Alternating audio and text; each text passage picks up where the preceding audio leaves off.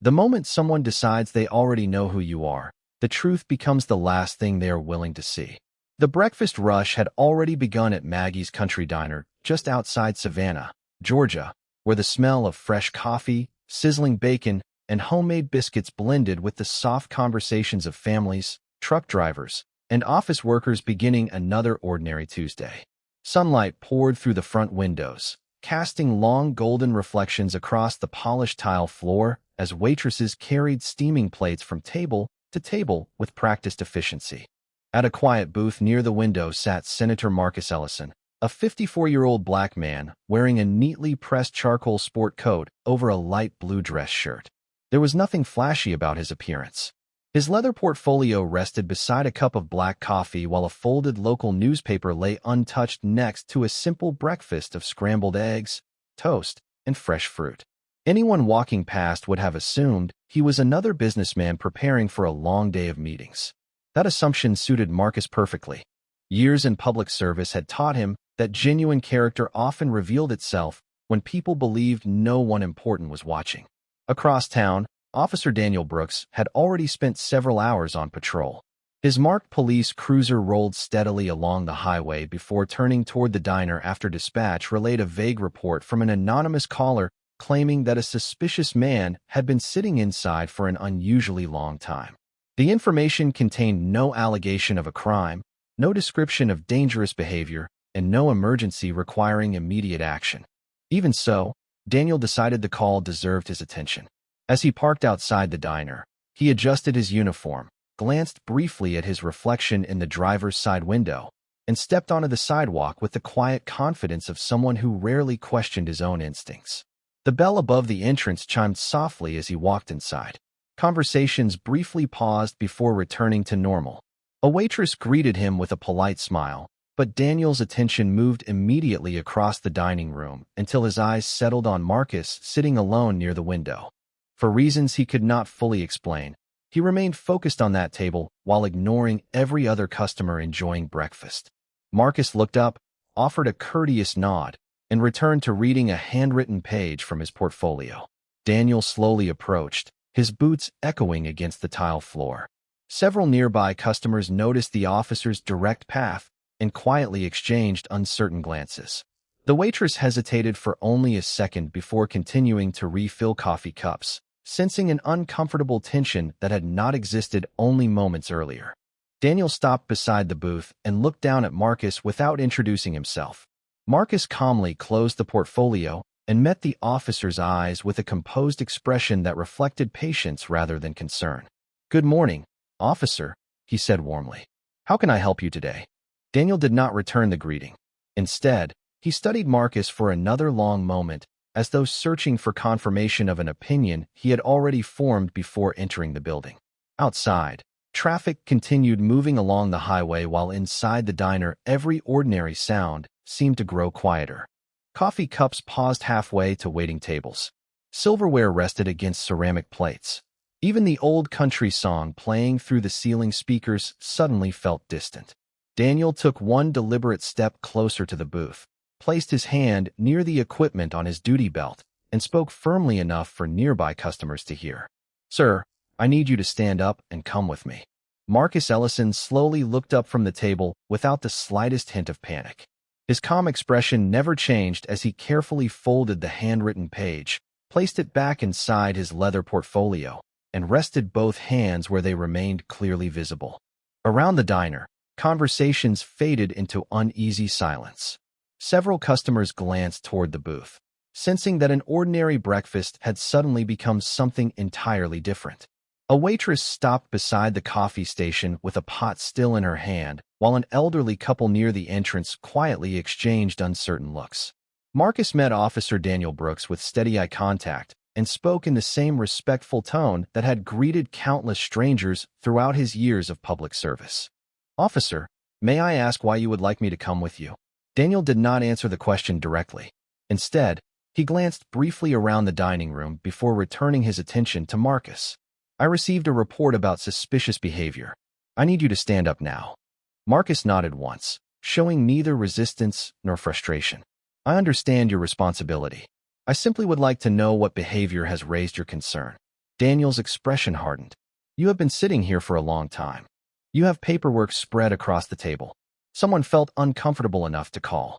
Marcus looked down at the neatly organized documents before calmly sliding them back into the portfolio. I arrived less than 45 minutes ago. I ordered breakfast, paid for my meal in advance, and have been reviewing notes before my first meeting. The explanation sounded simple and entirely reasonable, yet Daniel appeared unmoved. His mind had already begun constructing a conclusion before the conversation ever started. Several customers now openly watched from their booths. One young woman quietly reached for her phone, but kept it lowered on the table. The diner remained peaceful, yet an unmistakable tension settled over the room like a heavy cloud. Marcus slowly rose from the booth exactly as instructed. He made no sudden movement, kept his hands visible, and offered complete cooperation. Is there anything else you need from me, officer? Daniel stepped closer. Do you have identification? Certainly. Marcus reached carefully toward the inside pocket of his sport coat before stopping himself. For your comfort, I will wait until you tell me to retrieve it. Daniel gave a short nod. Marcus slowly removed a leather wallet and handed over his driver's license without hesitation. Daniel examined the license for only a moment before slipping it into one hand. Wait here. He stepped several feet away and entered the information into the computer inside his patrol radio. The screen responded almost immediately with a restricted notification that prevented normal records from appearing. Daniel frowned. He refreshed the search. The same restricted message appeared again. Believing the system had malfunctioned, he tried a second terminal inside the cruiser parked outside the front window. Once again, only a limited access notification appeared. Daniel returned inside with growing suspicion instead of curiosity. Your information is not coming back correctly. Marcus answered politely. That occasionally happens with certain government security classifications. Daniel interpreted the explanation as an excuse rather than a fact. Government security classifications? He repeated skeptically. That is your explanation? Marcus simply nodded. It is the truth. Several customers quietly watched the exchange unfold, while the waitress who had served Marcus earlier whispered to another employee that something about the situation did not feel right. Daniel ignored every concerned expression around him. Convinced that Marcus was deliberately withholding information, he removed a pair of handcuffs from his duty belt and held them in plain view. The entire diner fell silent as he looked directly at Marcus and spoke in a firm voice that echoed across every table. Sir, until I determine exactly who you are, place your hands behind your back. Marcus Ellison remained completely still as Officer Daniel Brooks waited for him to comply. Without a trace of anger or fear, Marcus slowly placed his hands behind his back exactly as instructed. The cold metal handcuffs closed around his wrists with a distinct click that echoed through the diner, a sound that seemed far louder than it truly was because every conversation had stopped. No one reached for a fork or lifted a coffee cup. The entire room watched in stunned silence as a respected-looking black man who had done nothing more than eat breakfast was escorted away from his booth. Marcus never argued. He never pulled away. He simply turned toward Daniel with the same calm expression he had maintained since the officer first entered the diner. Officer, he said quietly, I want you to know that I intend to cooperate fully. Daniel gave a brief nod, but did not respond. His attention remained fixed on completing what he believed was a lawful investigation. A young waitress named Emily finally stepped forward from behind the counter, unable to remain silent any longer. Officer, she said carefully, he has been nothing but polite all morning. He thanked everyone. He paid before he even finished breakfast. I have not seen him cause any problem. Daniel looked toward her without changing his expression. Ma'am, please return to your work. I am handling this. Emily hesitated before slowly stepping back, clearly uncomfortable with what she was witnessing. At a nearby table, an elderly veteran quietly removed his glasses and watched with growing concern. Another customer discreetly began recording the scene on a cell phone, keeping the device low against the edge of the table without interfering. Marcus noticed none of it, or perhaps he noticed everything and simply chose not to react. Daniel guided him toward the front entrance while maintaining a professional distance. Before reaching the door, Marcus stopped for a brief moment. Officer Brooks, he said in an even voice after reading the embroidered name on the uniform. Daniel looked up. Yes. Marcus spoke with remarkable courtesy. May I make one phone call before we leave? Daniel studied him for several seconds.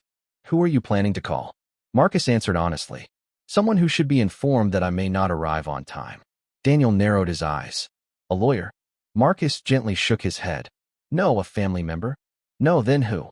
Marcus paused before answering. Someone who deserves to know why an important meeting may be delayed. Daniel considered the request. There was nothing unusual about allowing a detained individual to make a phone call under appropriate circumstances, and Marcus had remained respectful from the beginning. After a long moment, Daniel reached into Marcus's jacket pocket, removed the cell phone with Marcus's permission, and held it where he could observe the call. One call, he said firmly. You put it on speaker.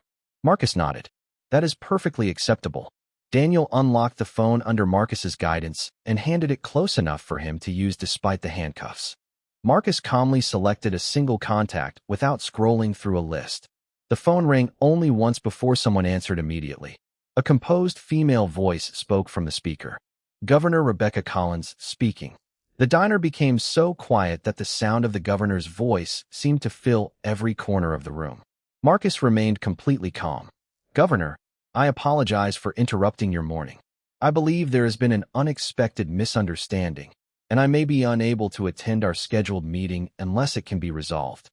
There was a brief silence on the other end of the line before the governor asked one question in a noticeably different tone. Senator Ellison, where exactly are you? For the first time that morning, Officer Daniel Brooks felt the ground shift beneath his certainty. He stared at the phone, then at the composed man standing before him, still wearing handcuffs, yet speaking with the quiet confidence of someone who had never needed to raise his voice to be heard. Governor Rebecca Collins waited only a second before speaking again, her tone no longer conversational, but focused and unmistakably concerned. Senator Ellison, are you safe? Marcus answered without hesitation. Yes, Governor. Everyone here is safe. There appears to have been a misunderstanding, and I believe it can be resolved professionally. Daniel's eyes narrowed as he listened. He had expected panic, excuses, perhaps an attempt to intimidate him.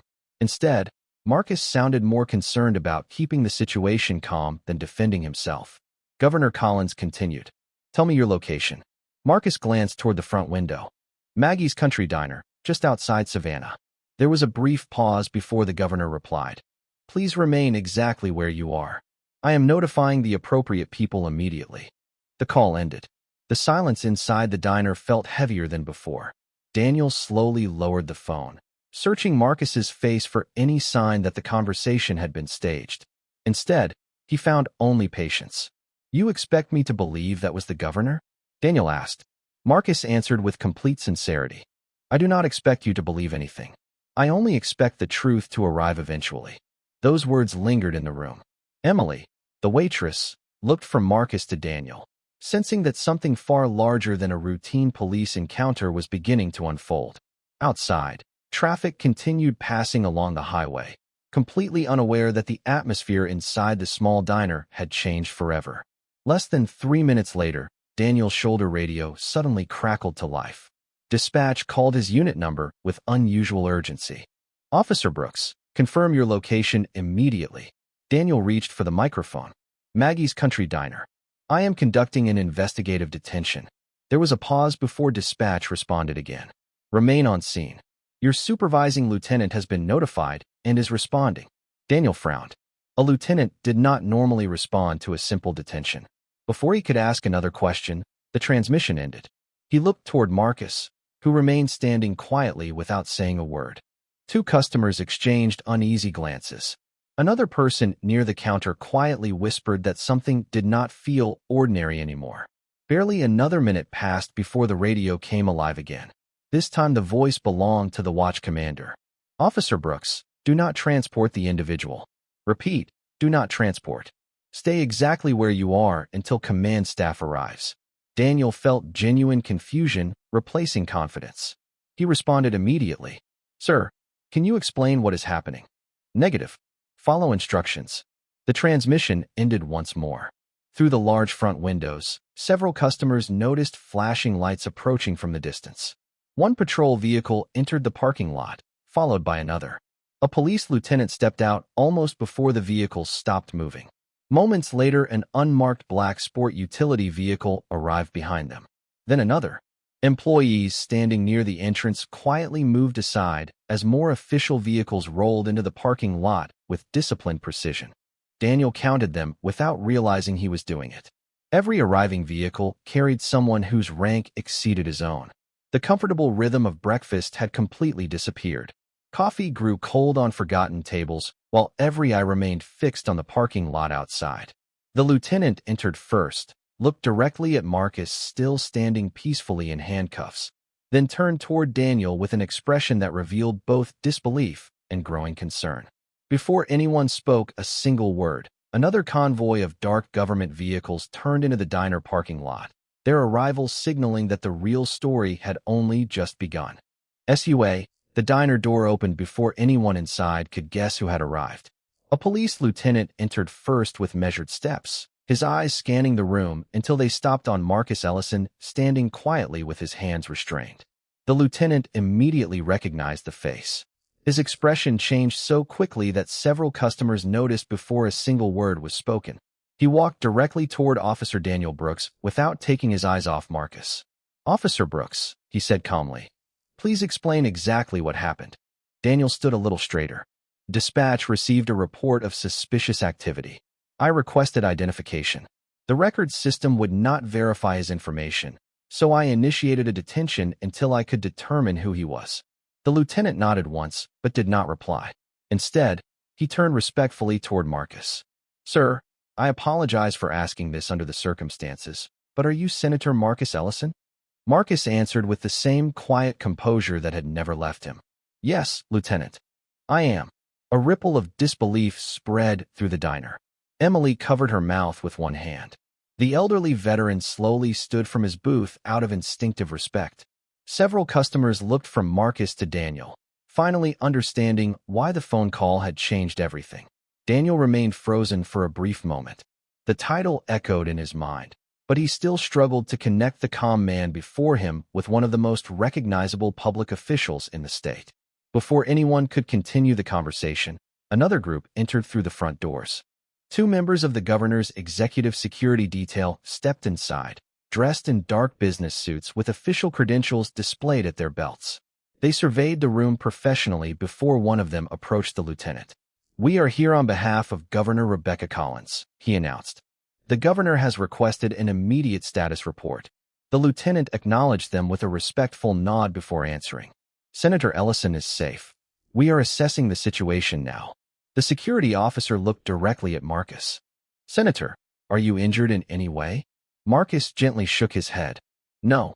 Everyone has remained professional. I appreciate your concern." His response surprised nearly everyone present. There was no anger in his voice, no demand for special treatment, and no attempt to embarrass anyone. Even now, after standing handcuffed before a room full of strangers, he chose dignity over confrontation. Outside, additional government vehicles quietly filled the parking lot, drawing curious looks from passing motorists. Inside, the atmosphere had transformed completely.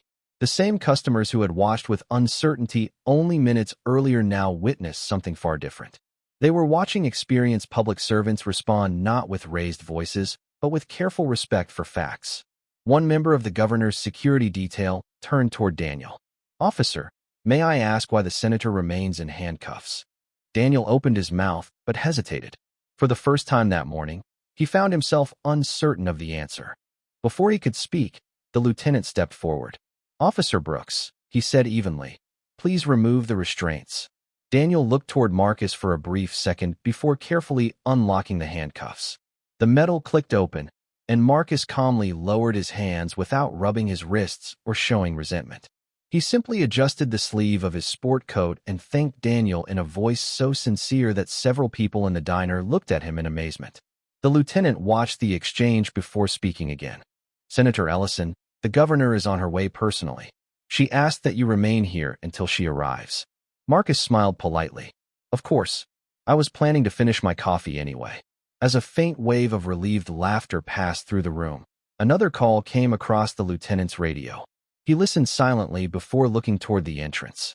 "The governor will be here in less than 10 minutes, he announced. and she has instructed everyone to preserve every piece of evidence, including the body camera recording. The next 10 minutes felt strangely suspended between ordinary life and history. Outside the windows, the parking lot had transformed into a carefully organized gathering of patrol vehicles, unmarked government sport utility vehicles, and members of the governor's executive security detail. Curious drivers slowed as they passed the diner, wondering why so many officials had arrived at a place known more for homemade pie than political events. Inside, the customers remained seated, speaking only in whispers. No one wanted to leave before discovering how the morning would end. Marcus Ellison quietly returned to his booth after the handcuffs had been removed. His breakfast had grown cold, yet he thanked Emily with a warm smile when she offered to bring him a fresh cup of coffee. She poured it with slightly trembling hands. "Senator," she said softly, "I am sorry for everything that happened." Marcus looked up with genuine kindness. "You have nothing to apologize for. You treated me with respect from the moment I walked through the door." Those simple words seemed to ease the tension on her face. Across the room, Officer Daniel Brooks stood silently beside his lieutenant. The confidence that had guided every decision earlier that morning had disappeared, replaced by growing uncertainty. He replayed every moment in his mind, searching for the exact point where routine judgment had become something much larger. His lieutenant quietly instructed another officer to secure the body camera recording, preserve dispatch communications, and obtain copies of the diner's surveillance footage before anything could be overwritten. Every step was handled methodically, not because anyone had reached a conclusion, but because facts deserved protection before opinions could influence them. Moments later, another convoy entered the parking lot. A black state vehicle stopped near the entrance, and Governor Rebecca Collins stepped out wearing a Navy business suit with two members of her security detail walking a respectful distance behind her. The conversations inside the diner immediately faded into complete silence as she entered. She acknowledged the officers with a brief nod before walking directly toward Marcus. "Senator Ellison," she said, extending her hand, "I am very sorry that your morning has unfolded this way." Marcus stood and shook her hand warmly. "Governor, thank you for coming. I appreciate your concern." She looked carefully at him. "Are you all right?" Marcus smiled gently. "I am. I only hope we allow the evidence to tell the story instead of assumptions." Governor Collins nodded without hesitation. "That is exactly why I came." She then turned toward the lieutenant. "Has every recording been preserved?" "Yes, Governor," the lieutenant replied. "Body camera footage, dispatch recordings, and surveillance video are all being secured." "Excellent," she answered. "No conclusions until every fact has been reviewed." Her words carried neither anger nor emotion. They reflected the discipline expected from someone entrusted with public leadership. She then faced Officer Brooks. Daniel stood at attention, uncertain whether to speak first. Before he could, the governor addressed him calmly. "Officer Brooks, this is not the time for arguments or explanations. This is the time for honesty. The evidence will determine what happened, and everyone involved deserves that fairness, including you." Daniel swallowed quietly before answering. "Yes, Governor." Marcus listened without interruption. He neither celebrated the change in circumstances nor sought to embarrass the officer standing a few feet away. Instead, he looked toward the windows where morning sunlight still poured across the parking lot. "Governor," he said thoughtfully, "the people sitting in this diner witnessed more than one interaction between an officer and a citizen today. They are about to witness how leaders respond when difficult questions arise. That lesson may matter even more than what happened to me." Governor Collins followed his gaze before answering with quiet conviction. "Then let us make certain they witness accountability instead of emotion." At that exact moment, the lieutenant received confirmation through his radio that technicians had successfully accessed every available recording, and within minutes the first body camera video would be ready for everyone in command to review together. The temporary command center was established inside the diner's small private dining room, where a laptop connected to the preserved recordings rested on a simple wooden table normally used for birthday parties and community meetings. Governor Rebecca Collins, the police lieutenant, members of her executive security detail, and Officer Daniel Brooks gathered quietly, while Marcus Ellison remained just outside the room, choosing not to observe the review himself. He believed the evidence should speak without his presence influencing anyone's judgment. Through the partially open doorway, customers watched silently, understanding that the next few minutes would answer every question raised that morning. The technician opened the body camera recording, and the video began exactly where Daniel had parked his patrol vehicle outside the diner. Everyone watched carefully. There was no dramatic music, no hidden surprise, only the ordinary sounds of a Tuesday morning. The recording showed Daniel entering the diner, scanning the room, and walking directly toward Marcus without speaking to any employee first. It showed Marcus greeting him politely, offering complete cooperation from the first moment they spoke. Every request made by the officer was answered calmly. Every instruction was followed immediately. The recording captured Marcus asking respectful questions, never raising his voice, never refusing an order, and never behaving in a threatening manner. Governor Collins watched without interruption. The lieutenant occasionally made brief notes while another investigator compared the body camera timeline with the dispatch log. When the video reached the moment Daniel attempted to verify Marcus's identification, the restricted database notification appeared exactly as Daniel had described. The investigator explained that certain protected government records automatically limited information available through routine patrol access. The system had not identified Marcus as suspicious.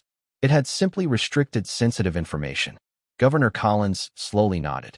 The misunderstanding surrounding the computer system had now become clear. The recording continued. Marcus requested permission to make one phone call. Daniel granted it.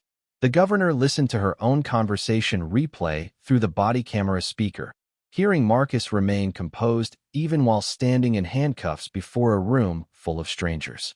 Not once had he identified himself as a senator before she asked. Not once had he threatened consequences or attempted to use his position for personal advantage. Instead, he had spoken only about resolving a misunderstanding peacefully.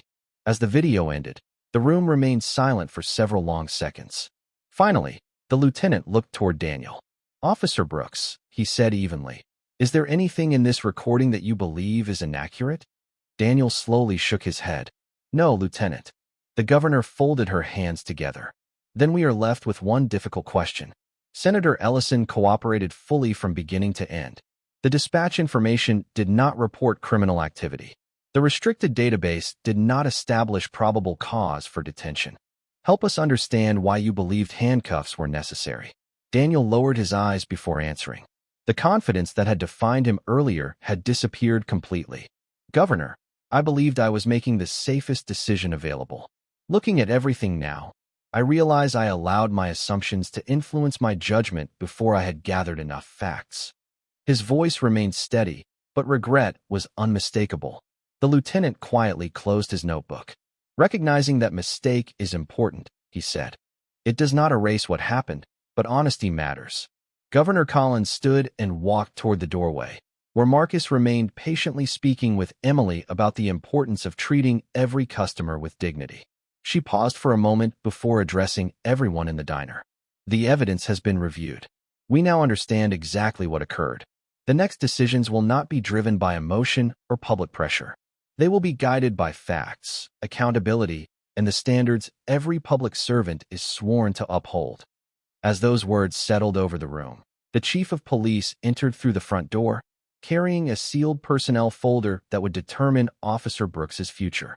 The arrival of the chief of police changed the atmosphere once again, not because he entered with flashing lights or dramatic announcements, but because everyone inside the diner understood that leadership carried the responsibility to act when the facts became undeniable.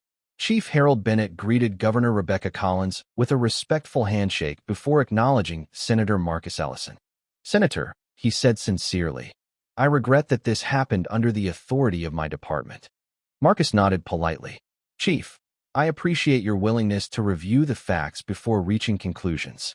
The chief turned toward Officer Daniel Brooks, who stood silently beside his lieutenant. The confidence that had accompanied him into the diner earlier that morning had been replaced by quiet reflection. He no longer searched for explanations. He simply waited for the decision that would follow the evidence. Chief Bennett opened the sealed personnel folder and looked directly at Daniel before speaking in a calm, measured voice that every customer in the diner could hear. "Officer Brooks, The body camera recording, witness statements, dispatch records, and department policies have all been reviewed. The investigation determined that Senator Ellison fully cooperated throughout this encounter and that the available information did not justify the level of enforcement that occurred. As Chief of Police, I have a duty to protect both public trust and the integrity of this department. The room remained completely silent. Even the kitchen staff had paused their work to listen. Effective immediately, Chief Bennett continued, "Your employment with this department is terminated in accordance with departmental policy governing violations of professional conduct and judgment." Daniel lowered his head for several seconds before quietly removing his badge from his uniform. He placed it carefully into the chief's open hand without protest. "I understand," he said softly. "I accept responsibility for my decisions." No one celebrated the moment. There was no applause and no expression of satisfaction. The seriousness of the decision settled over everyone present. Governor Collins looked toward Marcus, expecting perhaps a statement of disappointment or relief.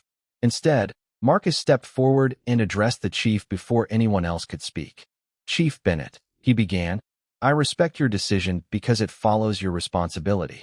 However, I have one request." The chief nodded. "Please." Marcus glanced briefly toward Daniel before continuing. "Do not allow this moment to become about one individual alone.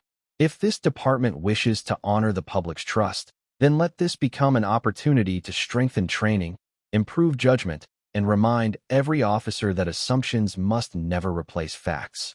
Accountability should always teach as well as correct." Several officers standing near the entrance exchanged thoughtful glances. Governor Collins smiled quietly, recognizing once again why Marcus had earned the respect of so many people across the state. Chief Bennett answered without hesitation. "Senator, I give you my word. We will review our training procedures, our decision-making standards, and every lesson this morning has revealed. That commitment begins today." Daniel slowly raised his eyes. "Senator Ellison," he said with visible humility, "I cannot change what happened, but I am truly sorry for the way I judged you before I knew you. I believed I was relying on instinct. I now understand that I should have relied on evidence." Marcus met his eyes with calm sincerity. "Officer Brooks, every public servant faces moments that define character. Some moments reveal our strengths. Others reveal where we still have work to do. What matters now is what you choose to learn from today." Those words carried far more weight than anger ever could. Around the diner, customers quietly absorbed the lesson unfolding before them. They had arrived expecting nothing more than breakfast. Instead, they had witnessed accountability without humiliation, leadership without hostility, and dignity that refused to disappear even after injustice. As the morning sun continued shining through the windows, Governor Collins looked toward the entrance and quietly announced that before anyone left, there was one final conversation she believed every person in the diner deserved to hear.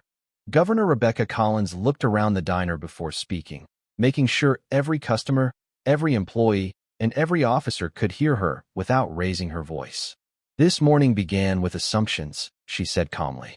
"It ends with accountability. That difference is what preserves public trust." No one interrupted. The words settled naturally across the room, carried by the quiet respect that had replaced the earlier tension. Chief Harold Bennett nodded in agreement before stepping aside, allowing the moment to belong not to government officials, but to the people who had witnessed every minute unfold. Senator Marcus Ellison looked around the diner one final time. He recognized the worried faces that had silently hoped fairness would prevail. He recognized Emily behind the counter, the elderly veteran who had stood in quiet respect, the families who had postponed their breakfasts simply to see how truth would be treated. "I would like to say something," Marcus began. "Not as a senator, but simply as another citizen." Every eye remained fixed on him. Many people believe justice is measured by how loudly we respond when we are treated unfairly. I have learned something different. Justice is measured by whether our principles survive the moment we are tested. The room remained completely silent. Marcus continued, "This morning I experienced something I hope no one else experiences. Yet I leave without bitterness because I have also witnessed leaders willing to examine facts honestly, officers willing to preserve evidence without manipulation, and citizens willing to wait patiently for the truth instead of rushing toward judgment." Governor Collins smiled quietly. Chief Bennett lowered his head in thoughtful agreement. Even Officer Daniel Brooks listened without looking away. Marcus turned toward him. Officer Brooks, today will become part of your life story. You cannot erase it. Neither can I. But every chapter after today is still yours to write. Character is not revealed only by our mistakes. It is revealed by what we choose to become after recognizing them. Daniel's eyes filled with quiet emotion as he answered. Thank you for giving me more grace than I deserve. Marcus extended his hand without hesitation. After a brief pause, Daniel accepted it. There were no cameras directed toward them by officials, no speeches prepared in advance, and no celebration. It was simply a handshake between two men standing on opposite sides of a painful misunderstanding that neither would ever forget. Around them, the customers slowly returned to their breakfasts. Coffee was poured once again. Conversations gradually resumed. The ordinary sounds of the diner returned, almost as if reminding everyone that life always moves forward after difficult moments. Governor Collins prepared to leave with her security team, but before stepping outside, she looked back one last time. Senator, she said warmly, our meeting can wait until tomorrow. Marcus smiled. I believe today turned into a more important meeting than either of us scheduled. Soft laughter spread across the diner, easing the final traces of tension. Outside, government vehicles quietly departed one by one until the parking lot looked ordinary again. The flashing lights disappeared into the distance, leaving behind nothing except a small roadside diner that would forever remember the morning when truth arrived before pride. Emily walked over to Marcus's booth carrying a fresh slice of homemade peach pie. This one is on the house, she said with a smile. Marcus thanked her, left a generous tip beneath the coffee cup, picked up his leather portfolio, and walked toward the door beneath the warm Georgia sunlight. Some people wear authority where everyone can see it. Others carry it in the way they treat complete strangers. A badge can demand compliance for a moment, but dignity earns respect that lasts a lifetime. And on that quiet Tuesday morning, the strongest voice inside a small diner was never the loudest one. It was the calm voice that trusted the truth to arrive in its own time.